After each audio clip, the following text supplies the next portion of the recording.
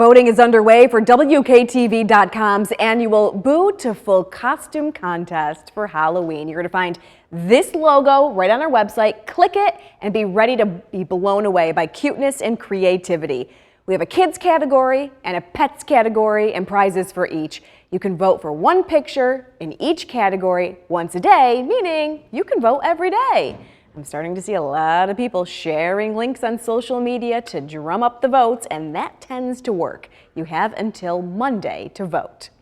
Halloween means costumes, candy, and carving, pumpkin carving. You just have to be careful. Hand surgeons say there are way too many injuries this time of year. As Barbara Morse reports, a recent study actually tracked them.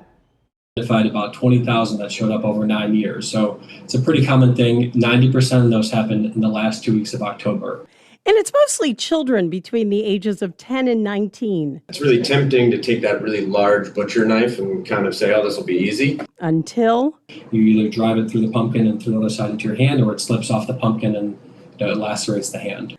Doctors Christopher Gott and Joseph Gill are hand surgeons at University Orthopedics. First off, if your child is under the age of 10, you do the carving, or better yet, paint the pumpkin. For those 10 and older, these small kits are great. You can cut yourself. They're not foolproof, but you have to work a lot harder. You would open up a small area, and then you can use these variable size blades to kind of make your way across the top.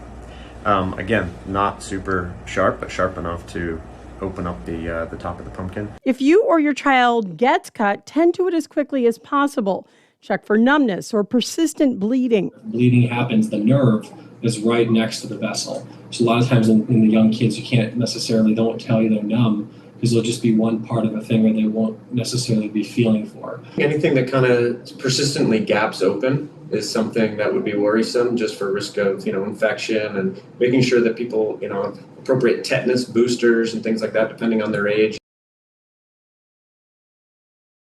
Another thing to avoid, putting actual candles inside the pumpkins, just trying to light them, especially if there's a breeze that may cause burns and require a trip to the ER. And let's just say, blanket rule, let's not do this on Sunday during the wind move, because we have 3 days and 12 hours when that hospital gets set to open. It is 73 degrees atop Smith Hill, 71 degrees in the village of Cooperstown. Your full Storm Tracker 2 weather forecast is next. Thanks for watching the Live at 5 News Hour.